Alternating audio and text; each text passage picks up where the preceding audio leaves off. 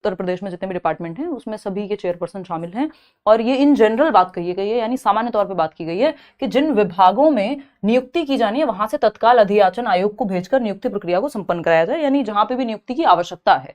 अब इसमें थोड़ा सा पेच ये है, क्योंकि हर दूसरे दिन हम ये सुन लेते हैं कि वैकेंसी की जरूरत है और फिर अनुपात समानुपात या टीचर स्टूडेंट रेशो जो है वो बराबर हो जाता है यूपी में। तो ये एक बड़ी समस्या है, पहले इस चीज पे क्लैरिटी मिलेगी तब आगे बात बन पाएगी। और जो पेंडिंग आपकी वैकेंसीज हैं उन पे भी अभी एग्जाम का कैलेंडर कब जारी होता है ये देखना बाकी है। बट हाँ, इस चीज को क्लियरली, और वहां के सीएम ने पहले भी कई बार, जब मैं गई थी जो आंदोलन था उसमें, उससे पहले भी वो कई बार कह चुके हैं, 2 से 3 बार, कि वैकेंसी आएगी टीचिंग को लेकर के भी। तो वो एक पॉजिटिव बात इसको हम कह सकते हैं, एक इशारा है कि हाँ, जब सभी की वैकेंसी, इसमें दिल्ली पुलिस जो सॉरी यूपी पुलिस की जो भर्ती निकली उसको एक मॉडल मान करके चलने की बात कही गई है कि टाइमली चीजें हो जाए फटाफट से, उस तरह से सारी रिक्तियां भरी जाएं। तो किसी भी विभाग की तरफ से भर्ती प्रक्रिया को लेकर एक तो पेंडेंसी नहीं, यानी लेट नहीं करेंगे, पेंडिंग नहीं होंगी, चीजें तुरंत होनी चाहिए। और हर हाल में समय सीमा के अंदर सुचारू रूप से सभी प्रक्रियाएं संपन्न की जाएं। जो बात हमने भी डिस्कस की थी कि कैलेंडर हो, एक प्रॉपरली टाइम पता हो, इस साल ये वाली भर्ती आएगी, इतनी जगह खाली है, वो सारी चीजें क्लियर हो। दूसरी एक चीज है, किसी भी प्राइवेट संस्था को परीक्षा केंद्र ना बनाया जाए। वो जो एक बहुत बड़ा मुद्दा है कि पेपर आउट हो जाता है या लीक हो जाता है, वो सारी जो समस्याएं हैं वो इसमें उन्होंने क्लियरली कहा है कि सीसीटीवी वगैरह का ध्यान रखा जाए और परीक्षा केंद्र जो है वो प्राइवेट संस्थाएं ना बने, वो आपके जो पब्लिक केंद्र बनने चाहिए, यानी जो गवर्नमेंट इंस्टीट्यूशंस हैं वहां पे ही परीक्षा केंद्र बनाए जाने चाहिए। और इसके अलावा परीक्षा केंद्र का चयन जिलाधिकारी, मतलब ठीक से चीजें हो। पहले तो वैकेंसी आई टाइमली, सारे जो चेयरपर्सन उनको ये बात कही गई है कि वो अधियाचन ऑनलाइन ले लें। अब तो ई अधियाचन होगा तो थोड़ा जल्दी चीजें हो जाएंगी। और दूसरा, किस डिपार्टमेंट में कितनी भर्ती है उसके हिसाब से एक प्रॉपर कैलेंडर जारी हो और टाइमली एग्जाम्स भी हो। ये सभी डिपार्टमेंट की बात है, इसमें टीचिंग भी शामिल है। ठीक। और ये एक न्यूज की कटिंग है जो आपने शायद देखी भी होगी कि सभी विभागों में खाली पदों का शीघ्र भेजें भर्ती प्रस्ताव। सीएम ने भर्ती बोर्डों आयोगों के अध्यक्षों के लिए निर्देश दिए हैं। और इसमें यह बात भी कही गई है कि जो पुलिस भर्ती परीक्षा बनी मॉडल, इसकी प्रक्रिया को अन्य भर्ती बोर्ड भी अपनाएं कि चीजें स्पीड अप हो, टाइमली हो। तो ये एक चीज है जो इंडिकेट करती है कि हाँ, पॉजिटिवली भर्ती निकलेगी।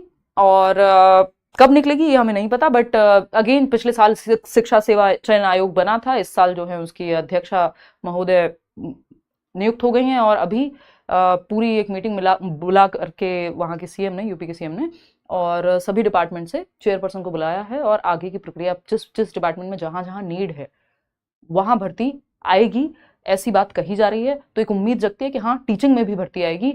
अब पीआरटी लेवल पे, टीजीटी पे के पीजीटी पे ये पता लगेगा जब पहले क्लैरिटी आए, क्योंकि वहां ये बड़ी समस्या है कि जब देखो तीसरे, एक पूरी मीटिंग बुलाई जिसमें अलग अलग डिपार्टमेंट्स के जो अध्यक्ष हैं या चेयरपर्सन हैं उनको शामिल किया गया।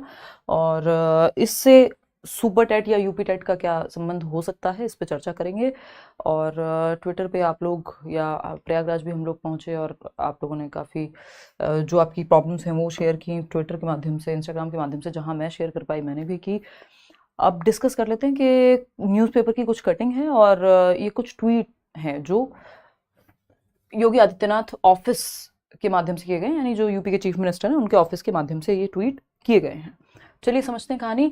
एक तो ये है इसमें कि प्रदेश में ई अधियाचन पोर्टल की व्यवस्था की गई है, यानी जो अधियाचन है या जो आपका डिमांड है, रिक्वायरमेंट है, वो जो है ऑनलाइन ही पता लग जाए। अलग अलग डिपार्टमेंट कितनी रिक्वायरमेंट है, कितनी विज्ञप्ति जानी है, ये सारी चीजें डिपार्टमेंट देख करके बताए कि कितनी रिक्तियां हैं। और अलग अलग डिपार्टमेंट, ये चीज़ ऑनलाइन ही हो जाएगी, अलग से ऑफलाइन करने की जरूरत नहीं पड़ेगी। एक तो ये बात है इसमें।